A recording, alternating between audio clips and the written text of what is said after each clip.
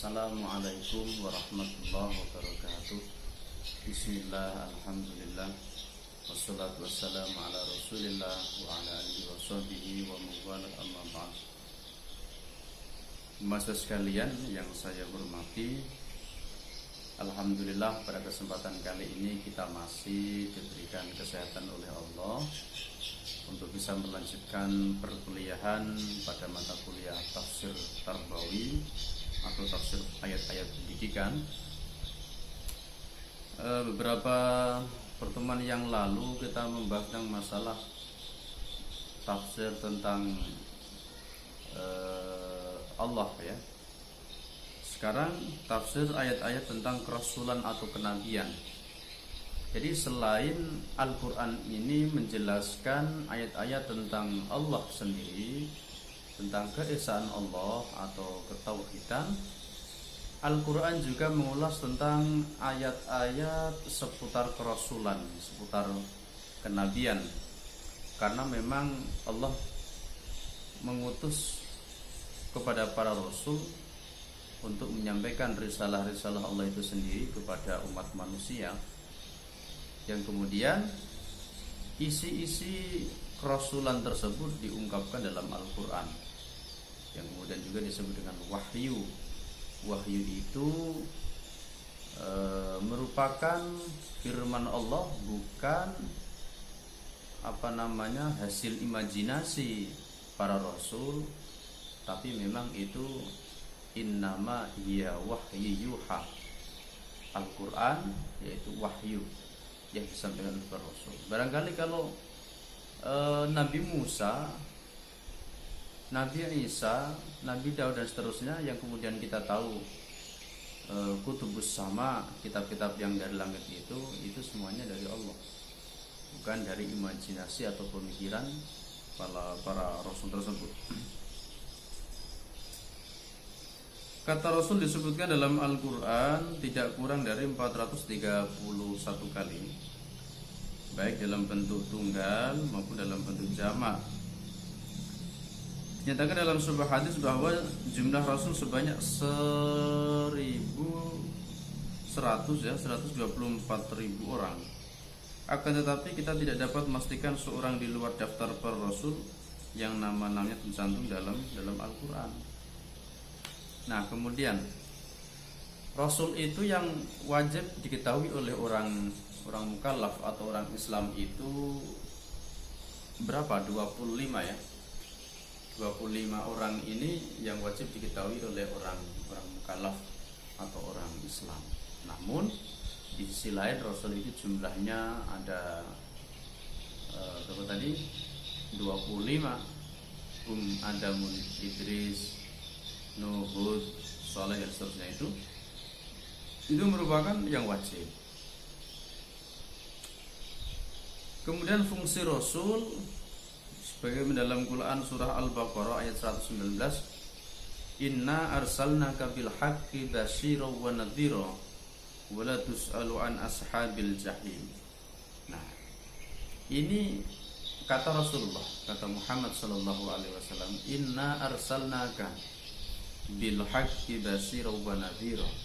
Allah memerintahkan kepada Nabi Muhammad bil haqqi, inna arsalnaka ya Muhammad, kata Allah, sesungguhnya saya mengutus kamu wahai Muhammad bil haqqi, untuk menyampaikan sesuatu hal yang hak, yang benar adanya, basyiran wa nadhira, ya, sebagai pembawa berita yang menggembirakan dan juga sebagai pembawa berita yang atau peringatan ya, peringatan bahwasanya yang taat kepada Allah akan diberikan kabar gembira, yaitu surga. Kalau yang tidak taat, maka diberi peringatan bahwasanya tidak taat kepada Allah ancamannya adalah neraka. Begitu. Menurut Imam Ibnu Katsir bahwa ayat ini menerangkan sebagaimana diriwayatkan oleh Imam Ibnu Abbas bahwa lafal basyiron ini menunjukkan surga. Ya tadi basyiron, Nabi menyampaikan risalah untuk menyampaikan wahyu, kabar gembira, itu gembira yang dimaksud di sini adalah surga. Ya, orang yang taat kepada Allah maka pahalanya surga, balasannya surga. Itu menurut Imam Ibnu Katsir. Jadi mana lagi kalau nggak surga? Surga itu adalah sebuah tempat bagi orang-orang yang saat di dunia itu melakukan ketaatan kepada Allah, sehingga diberi balasan oleh Allah yang berupa surga yang sebagaimana kita tahu. Kalau diulas surga maka dalam Al-Quran ya menyenangkan ya. Contoh dalam Quran surah apa itu banyak sekali. Salah satunya surah Al-Waqiah ya. Al-Waqiah ya. Apa itu? Wa hurun 'ain ka'amsalil lu'lu'il maknun ya. Jadi hurun 'ain itu adalah bidadari. Ain, hurun 'ain yang mana matanya ini bahasa Jawanya itu belalak-belalak. Apa itu? Ketika semakin dipandang itu bidadari semakin menyenangkan. Nah, ini berbeda dengan kita. Kalau kita dipandang enak ya. Tapi kalau bidadari enggak. Semakin bidadari itu dipandang maka akan semakin senang, semakin cinta orang yang memandangnya. Ya kira-kira seperti orang sedang jatuh cinta lah. Ya, orang jatuh cinta itu memandang kekasihnya, senang. Apalagi sekarang di era medsos, tidak bisa memandang, nyimpen video di HP, nyimpen foto di HP. Ya, gitu. Itu gambaran surga. Ka'amsalil lu'lu'il maknun. Bidadari itu seperti apa? Mutiara. Bahkan dalam sebuah riwayat menyatakan bidadari itu saking beningnya itu terlihat relung tulang belulangnya ya nggak semua, nggak transparan gitu, tapi terlihat menyenangkan gitulah. Itu bidadari ya. Jadi itu yang dimaksud dengan basiron itu merupakan surga, menunjukkan surga. Sedangkan lafal nadhiron yang dimaksud adalah neraka. Sedangkan riwayat Abi Hatim yang dimaksud ayat ini yakni utusan-utusan atau rasul yang sebelumnya. Kemudian Profesor Quraisyab ya, mufassir Indonesia, menurutnya ayat ini redaksinya ditunjukkan langsung kepada Nabi. Ayat inna arsalnaka bil haqqi basyira wa nadhira itu langsung kepada Nabi. Itu logis saja karena memang K-nya ini adalah K-khitab ya. K-khitab untuk satu orang. Kemudian ini tercantum dalam Al-Qur'an. Ya berarti ini untuk di Rasulullah sallallahu alaihi wasallam. Gitu.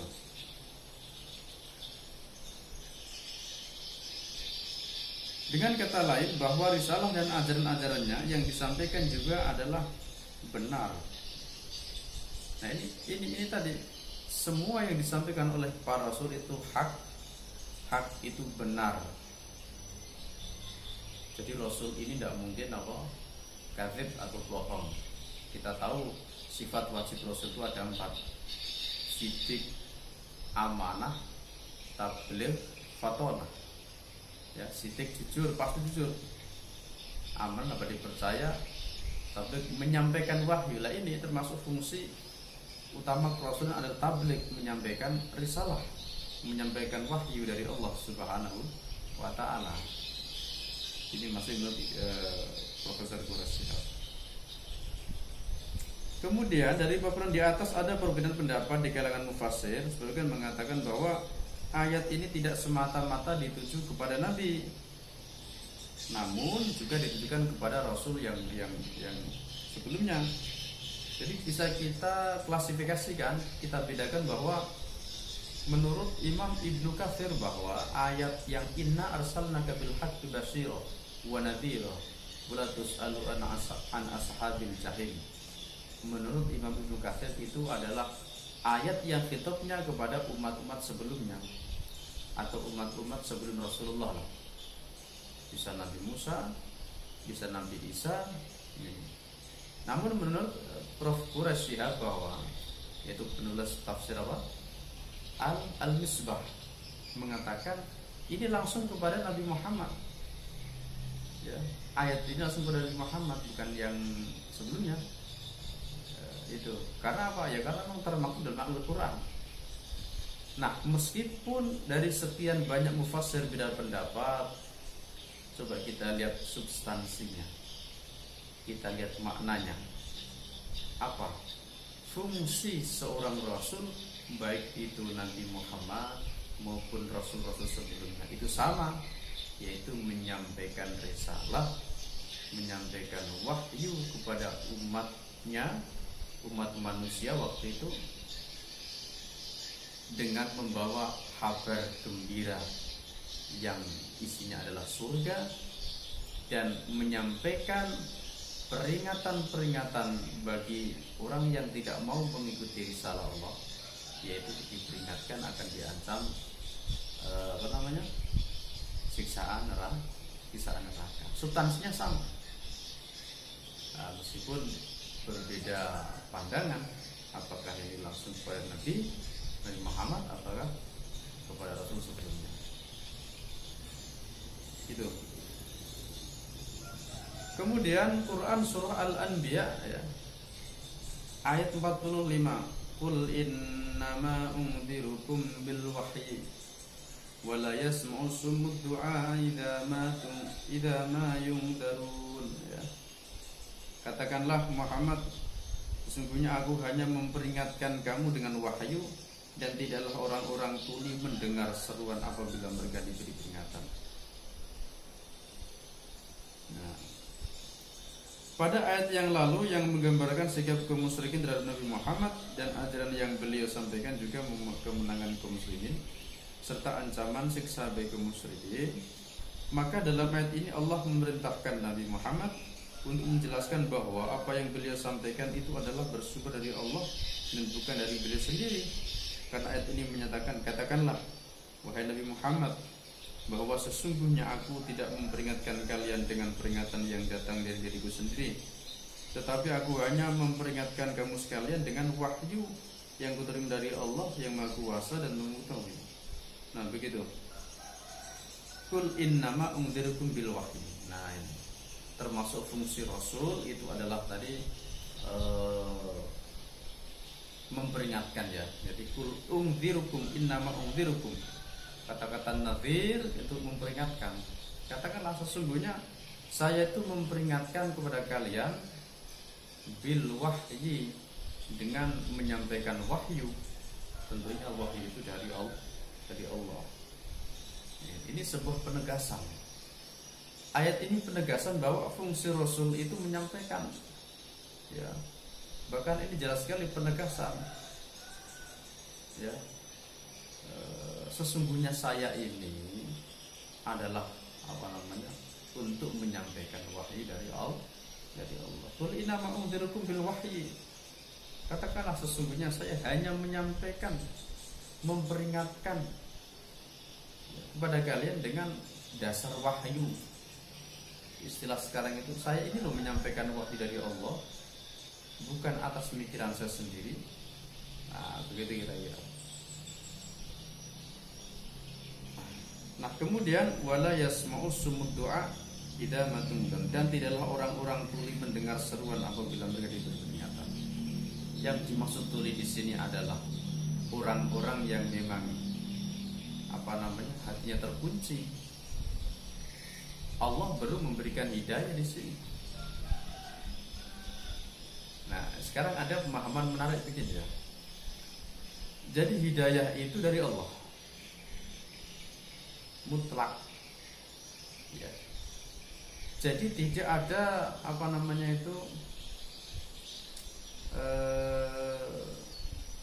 target, tidak ada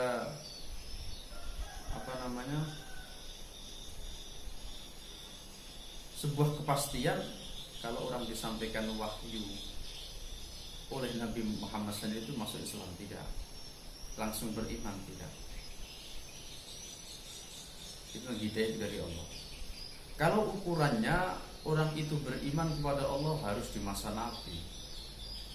Ya, contohnya kita kan tahu ada Abu Jahal, Abu Lahab, orang musyrik, orang yang masih kafir waktu itu juga banyak. Padahal menangi Nabi apa menang itu? Padahal sempat bertemu dengan Nabi, tapi ya faktanya masih belum iman. Ya, karena memang iman itu, hidayah itu hak prerogatif Allah, bukan Rasul, bukan Nabi. Nabi hanya menyampaikan, ya, wa ma alaina illal balaghul mubin, hanya menyampaikan kepada Rasul. Hidayah sepenuhnya dari Allah. Kemudian menarik lagi, kita di umat yang jauh tidak berjumpa dengan Nabi, tetap beriman. Ya kan, kalau kita pakai logika, harusnya orang dekat dengan Nabi yang hidup di masa lalu beriman dong. Dan begitu, faktanya tidak. Dan itu membuktikan bahwa yang penting Rasul itu menyampaikan. Urusan iman bukan urusan Rasul, adalah urusan Allah. Toh kita ini yang beriman dulu, risalah itu dari Nabi, sahabat, tabi'in, ulama sekarang sampai kepada kita. Toh kita beriman, nah berarti kita dapat hidayah. Jadi fungsi Rasul adalah menyampaikan risalah, tidak menjadi ukuran. Penyampaian Rasul itu harus diimani oleh orang-orang yang dekat dengan Nabi. Itu ya. Wala yasmu sumud du'a dari. Jadi dan tidaklah orang-orang tuli mendengar seruan apabila mereka diberi peringatan. Ini adalah orang-orang kafir yang dimaksud. Orang kafir itu dikatakan tuli, itu adalah tuli hatinya, mungkin ya saking kerasnya hatinya itu, ya, kemudian sehingga tidak bisa menerima iman kepada Allah Subhanahu wa taala. Sekian, semoga bermanfaat. Wassalamualaikum warahmatullahi wabarakatuh.